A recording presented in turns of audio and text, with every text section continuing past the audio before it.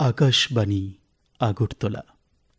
নমস্কার শ্রোতাবন্ধু, আপনাদের সবাইকে স্বাগত জানাচ্ছি আমাদের সংবাদ সেবা বিভাগের আজকের আলোচনায়।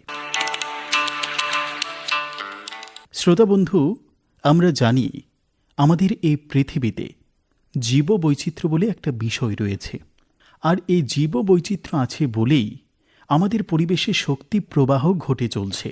এক কথায়, খাদ্য ও খাদক সম্পর্কের ভিত্তিতে প্রাণী ও কীটপতঙ্গ বেঁচে থাকে, যার ফলে আমাদের বাস্তুতন্ত্র গতিশীল এবং কার্যকর হয়। শ্রোতাবন্ধুরা, আগামী 22শে মে আন্তর্জাতিক জীববৈচিত্র্য দিবস, আর এই দিবসকে সামনে রেখেই আমাদের আজকের সংবাদ বিভাগের আলোচনা। আমাদের সঙ্গে আলোচনায় রয়েছেন বায়োটেকনোলজির যুগ্ম অধিকর্তা শ্রী অঞ্জন সেনগুপ্ত স্যার। স্যার, আপনাকে আমাদের আজকের আলোচনায় স্বাগত জানাচ্ছি। ধন্যবাদ। আমরা জৈব বৈচিত্র্য কথাটির সঙ্গে কম বেশি আমরা প্রত্যেকেই পরিচিত স্যার। আমাদের দৈনন্দিন জীবনে এর গুরুত্ব কি, আর জৈব বৈচিত্র্য বলতেই বা কি বোঝায়, প্রথমেই যদি আপনি তুলে ধরেন আমাদের শ্রোতাদের সামনে। আমাদের খাওয়া পরা বেঁচে থাকা সবটাই প্রত্যক্ষ বা পরোক্ষভাবে জীববৈচিত্র্যের উপর নির্ভরশীল। একটা খাদ্যের কথাও কি আমরা ভাবতে পারি যেখানে কোনো না কোনো উদ্ভিদ বা প্রাণীজ উপাদান নেই? যে সুতোগুলি দিয়ে আমাদের জামা কাপড় তৈরি হয় তার বেশিরভাগটাই উদ্ভিদ বা প্রাণী সম্পদ নির্ভর, এবং সেগুলো বেশ আরামদায়ক। আমাদের প্রতিদিনের ব্যস্ত একঘেয়ে জীবন থেকে মন প্রাণকে একটু আরাম দিতে ছুটে যাই উন্মুক্ত প্রকৃতির কোলে, সেখানেও রয়েছে জৈব বৈচিত্র্য। ভারতবর্ষ পৃথিবীর মোট আয়তনের 2.4% থাকলেও আয়তনে 7 থেকে 8% জৈব বৈচিত্র্য পুরো পৃথিবীর ভারতবর্ষে রয়েছে। আমি প্রেক্ষাপটে আরও একটা কথা বলি যে আমাদের রাজ্য ত্রিপুরা, এখানে 8.4% যে ফ্লাওয়ারিং প্ল্যান্টস, মোট ভারতবর্ষের যত ফ্লাওয়ারিং প্ল্যান্টসের প্রজাতি আছে তার 8.4%-এর বাসস্থান হচ্ছে গিয়ে ত্রিপুরাতে। তো আমাদের এই জৈব বৈচিত্র্য সম্বন্ধে এতদিন পর্যন্ত না শুধু পরিবেশবিদ আর বিজ্ঞানীরাই শুধু আলোচনা করত, কিন্তু সেটা এখন আর সেই পর্যায়ে নেই।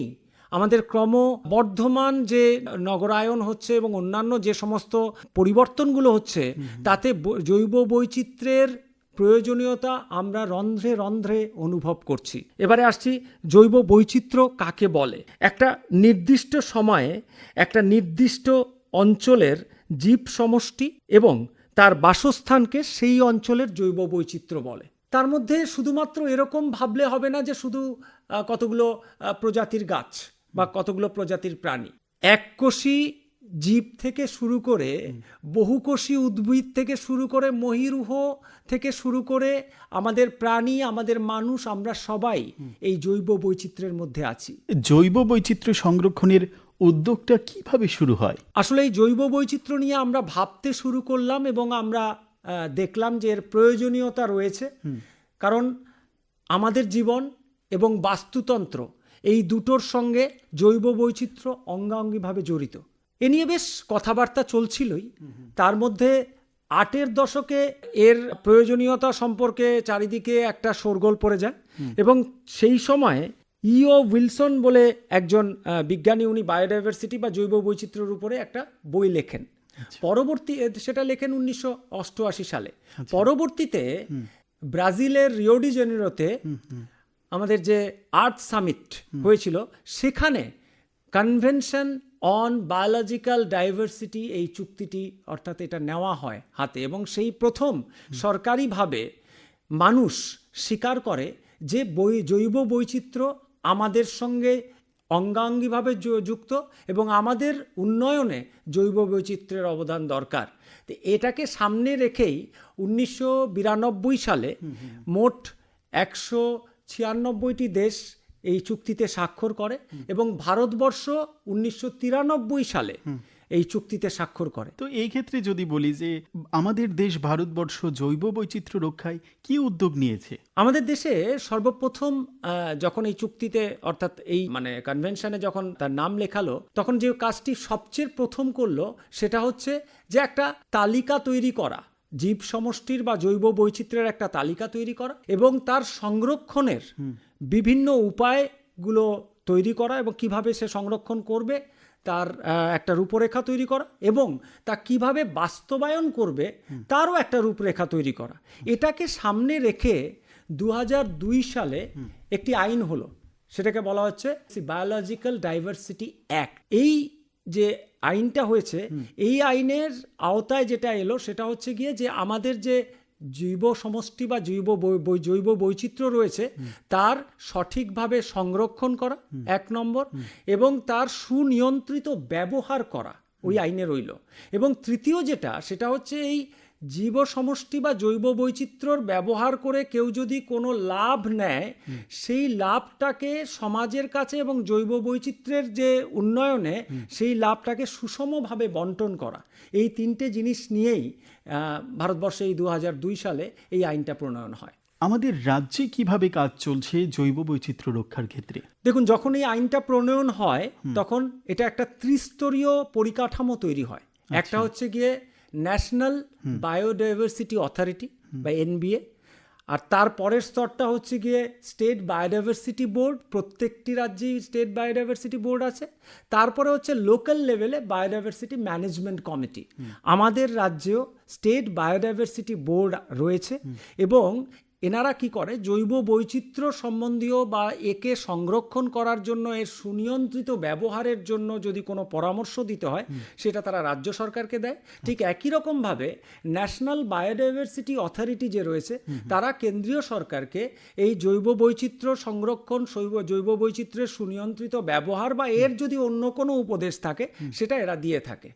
তো সে দুটোই কাজ করছে, আমাদের রাজ্যেও কাজ করছে। আমি আগেই বলেছি যে রাজ্যে জৈব বৈচিত্র্যের একটি অত্যন্ত দারুণ স্থান এটা, কারণ আমাদের কাছে আপনারা জানেন যে আমাদের কাছে প্রাণী জৈব বৈচিত্র্য এবং উদ্ভিদ জৈব বৈচিত্র্য এছাড়াও অন্যান্য অণুজীব জৈব বৈচিত্র্য সম্ভার রয়েছে আমাদের রাজ্যে। এ তো শুনলাম স্যার, জৈব বৈচিত্র্য রক্ষায় কি করা হচ্ছে, রাজ্য বলুন দেশ বলুন, কিভাবে কি করা হচ্ছে। আমরা তো এমনও শুনি যে জৈব বৈচিত্র্য সংকটের কথা। তো এই সংকটের প্রধান কারণগুলো কি হতে পারে? এটা সত্যি কথা যে জৈব বৈচিত্র্য আজকে সংকটের মুখে। প্রথম সংকটের কারণ হচ্ছে গিয়ে জনসংখ্যার চাপ। জনসংখ্যার চাপের ফলে মানুষ তার বাসস্থানের তাগিদে যেটা করছে সেটা হচ্ছে গিয়ে যে বনভূমি রয়েছে, বিস্তীর্ণ বনভূমিকে কৃষি ভূমিতে এবং চারণভূমিতে রূপান্তরিত করা, কারণ তাদের প্রত্যেক দিনের খাদ্য লাগবে। এবারে আরও চাপ যখন আসছে তখন সেই কৃষি জমিগুলোকে বাসস্থানের দিকে পরিবর্তন করা, অর্থাৎ সেখানে ওরা থাকছে। এর ফলে কি হচ্ছে, আমাদের যে ফ্লোরাল জৈব বৈচিত্র্য অর্থাৎ উদ্ভিদ জাতীয় যে বৈচিত্র্য বা প্রাণী বৈচিত্র্য যেটা রয়েছে সেগুলো কিন্তু হারিয়ে যাচ্ছে। এবং হারিয়ে যাওয়ার পথে যেটা হচ্ছে সেটা হচ্ছে আমাদের যে প্রকৃতির ভারসাম্য যেটা সেটা নষ্ট হচ্ছে। সেটা হচ্ছে 1 নম্বর। দ্বিতীয় যে কারণটা রয়েছে সেটা হচ্ছে গিয়ে মানুষ এখন খুব গতিশীল হয়ে গেছে। এই গতিশীল হওয়ার ফলে যেটা হচ্ছে যে বিভিন্ন প্রজাতির তারা যখন বাসস্থান পরিবর্তন করছে তখন বিভিন্ন প্রজাতিগুলো নতুন নতুন প্রজাতি তার নতুন নতুন জায়গায় ঢুকছে। তো পুরনো যেই প্রজাতিগুলো সেই অঞ্চলে থাকার কথা ছিল তারা যদি এই পরিবর্তিত অবস্থায় থাকতে পারে তো তারা থাকতে পারছে, আর তা না হলে বিলুপ্ত হয়ে যাচ্ছে। এই বহু রয়েছে যে বিলুপ্ত হয়ে গেছে, বহু রয়েছে যে এক্সটিংক্ট স্পিসিস রয়েছে।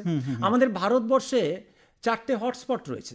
তার মধ্যে আমরা সবাই জানি হিমালয় হচ্ছে গিয়ে বায়োডাইভার্সিটি হটস্পট এরিয়া, ওয়েস্টার্ন ঘাট বায়োডাইভার্সিটি হটস্পট এরিয়া, ঠিক আছে, ইন্দো বার্মা যে রেঞ্জটা রয়েছে সেটা বায়োডাইভার্সিটি হটস্পট এরিয়া। তো ওই যে হটস্পট এরিয়াগুলো রয়েছে সেখানে কারা রয়েছে, সেখানে এন্ডেঞ্জার স্পিসিস বা সেখানে এমন সব স্পিসিস রয়েছে যেগুলো আর প্রজাতি রয়েছে যেগুলো পৃথিবীর আর কোথাও পাওয়া যায় না, বা এগুলো হয়তো বাইরে বিলুপ্ত হয়ে গেছে। ঠিক একই রকমভাবে আমাদের রাজ্যে বা আমাদের দেশে এরকম যে ভালো জায়গাগুলো, উর্বর জৈব বৈচিত্র্যের যে জায়গাগুলো আছে সেগুলো কিন্তু আস্তে আস্তে আস্তে আস্তে বিলুপ্ত হচ্ছে। এবং এখন যেটা আমরা বলি সংকটের সবচেয়ে বড় কারণ সেটা হচ্ছে গিয়ে ক্লাইমেট চেঞ্জ বা জলবায়ু পরিবর্তন। জলবায়ু পরিবর্তন মানে কি? ভূ উষ্ণায়ন।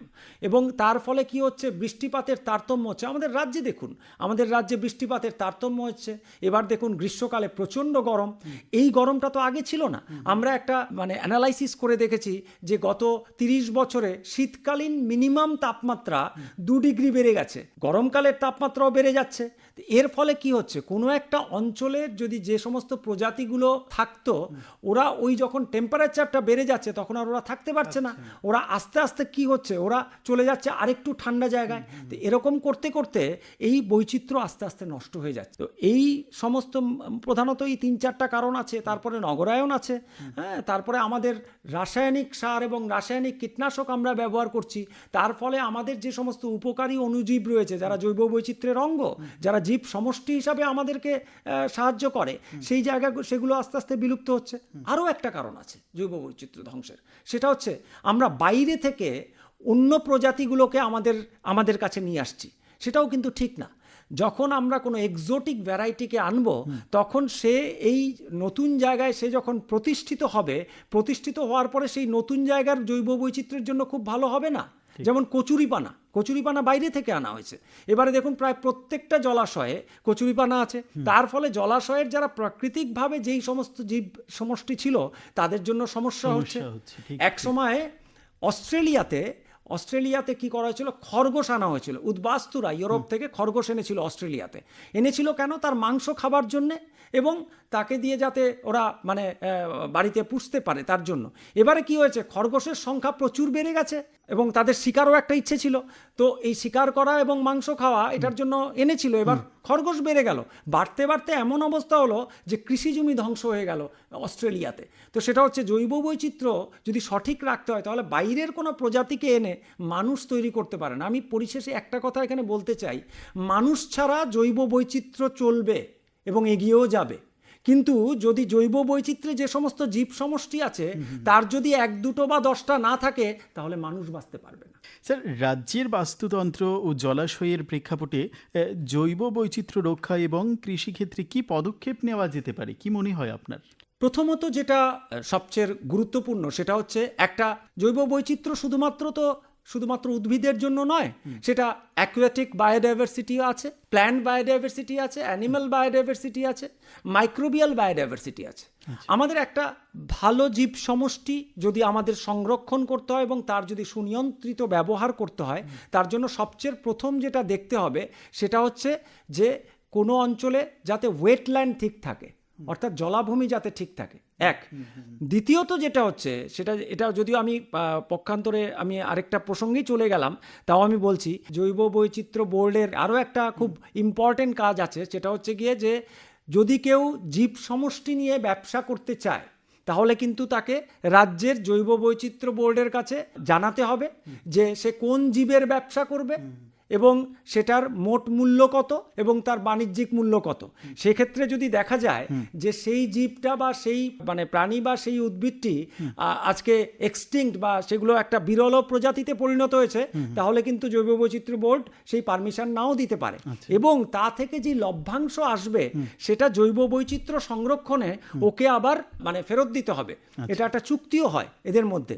তো এই যে জলাভূমি সংরক্ষণ করা এক, আর দ্বিতীয়ত হচ্ছে আমাদের কৃষি জমিতে অনিয়ন্ত্রিত এবং অপরিকল্পিতভাবে যে রাসায়নিক সার এবং রাসায়নিক কীটনাশক ব্যবহার করা হচ্ছে সেটার থেকে অতি দ্রুত সরে যেতে হবে এবং তার একটা বিকল্প নীতি প্রণয়ন করতে হবে। সেটা হচ্ছে গিয়ে জৈব চাষ বা জৈব প্রযুক্তিগতভাবে জৈব চাষ করা।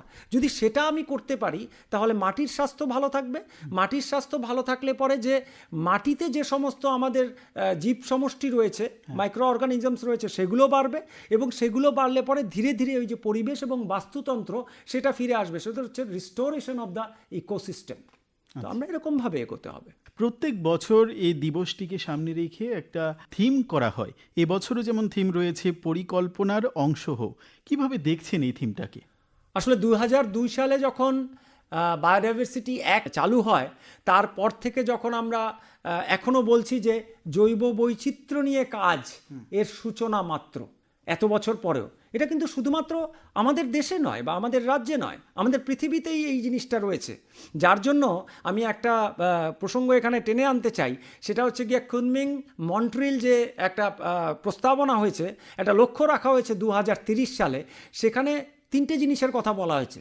একটা বলা হয়েছে রিস্টোরেশন অফ 30% ইকোসিস্টেম, অর্থাৎ আমাদের যেটা ধ্বংস হয়ে যাচ্ছে আমাদের বাস্তুতন্ত্র সেটাকে 30% অন্তত পক্ষে আবার আগের জায়গায় আনতে হবে। 2 নম্বর ওরা বলেছে যে আমরা যাতে যে আমাদের যে ফুড ওয়েস্ট যেটা হচ্ছে, খাদ্য যেটা নষ্ট হচ্ছে, সেটাকে অর্ধেক করতে হবে এবং তৃতীয় হচ্ছে যে প্রতি বছর বায়োডাইভার্সিটি কনজারভেশনের জন্য, জৈব বৈচিত্র্য সংরক্ষণের জন্য $200 বিলিয়ন ব্যয় করতে হবে যাতে আমাদের বায়োডাইভার্সিটি সংরক্ষণ হয়। তো এইভাবে আমাদের যখন এগিয়ে যেতে হবে, অর্থাৎ এই প্রসঙ্গটা আমি এই জন্য টেনে আনলাম যে প্রত্যেকটা কাজের সূচনা মাত্র ঠিক আছে, কিন্তু আমাদের অনেক দিন চলে গেছে, আমাদের ভাবার সময় খুব কম। তাই আমাদের এই জন্য বলেছে you should be the part of that, অর্থাৎ জৈব বৈচিত্র্য রক্ষার দায়িত্ব কোনো একটা সমষ্টি বা কোনো একটা কমিউনিটির উপরে না, এটা সবার কাজ। It has to work together. We are the part and parcel of the biodiversity. So আমরা যদি একসঙ্গে এই পার্টে না আসতে পারি তাহলে কিন্তু কোনোভাবেই আমাদের যে ক্ষতিটা হয়েছে সেই ক্ষতিটাকে পোষাতে পারবো না, এবং আমরা কিন্তু আমাদের আগের জায়গায় ফিরতে না পারি, অন্তত পক্ষে একটা সাস্টেনেবল ডেভেলপমেন্টের পক্ষে কিন্তু আমরা ফিরতে পারবো না। ঠিক তাই স্যার, আমাদের সময় একেবারেই শেষ মুহূর্তে। সবশেষে যদি স্যার আপনার কাছে জানতে চাই, জৈব বৈচিত্র্য লক্ষ্য নির্দেশনায় কি বলা হয়েছে সংক্ষেপে যদি তুলে ধরে না। প্রথম কথা হচ্ছে তাকে সংরক্ষণ করতে হবে, এবং তারপরে হচ্ছে যে তার সুনিয়ন্ত্রিত ব্যবহার করতে হবে, অর্থাৎ তার সাস্টেনেবল ডেভেলপমেন্টের জন্য। এবং এটা করতে হবে একা নয়, সবাই মিলে সমষ্টিগতভাবে এই প্রয়াস করতে হবে। এবং তার জন্য আমি যেটা আগেও বলেছি, যারা জীব সমষ্টি নিয়ে, জীব নিয়ে ব্যবসা করেন, তাদের ক্ষেত্রেও যেরকম তাদের নিজেদেরকে খুব সচেতন হতে হবে, এবং আমাদের সবাইকে সচেতন হতে হবে, এবং এই সচেতনতার বার্তা সবাইকে পৌঁছে দিতে হবে যে আমরা বাস্তুতন্ত্র আর জৈব বৈচিত্র্য এই দুটো হচ্ছে গিয়ে আমাদের পৃথিবীর ফুসফুস আর হৃৎপিণ্ড। সুতরাং যদি ফুসফুস আর হৃৎপিণ্ডের মধ্যে যে কোনো একটা না থাকে তাহলে কিন্তু কোনো মানুষ বাঁচতে পারে না। তাই এই বেঁচে থাকাও সেই বেঁচে থাকা হবে না যেই বেঁচে থাকায় আমি শ্বাসই নিতে পারি না। বাহ, কি সুন্দর ব্যাখ্যা দিলেন। প্রকৃতি সম্পর্কে উত্তম জীবনযাপনের জন্য জৈব বৈচিত্র্যকে রক্ষা করার প্রয়োজনীয়তা নিয়ে আপনার কাছ থেকে অনেক কিছু আমরা জানতে পারলাম, আমাদের শ্রোতা বন্ধুরা জানতে পারলো। আমাদের দায়িত্ব সম্পর্কেও আপনি ধারণা দিয়ে গেলেন। জৈব বৈচিত্র্য রক্ষায় সংকল্প করে আমরা এগিয়ে যাব এই বসুন্ধরাকে সুনির্মল এবং সুশীতল করে রাখার তাগিদ নিয়ে। অনেক ধন্যবাদ অঞ্জনবাবু আপনাকে। ধন্যবাদ আপনাকেও। শ্রোতা বন্ধুরা, আপনাদেরকে অনেক অনেক ধন্যবাদ জানিয়ে শেষ করছি আমাদের আজকের সাপ্তাহিক আলোচনা।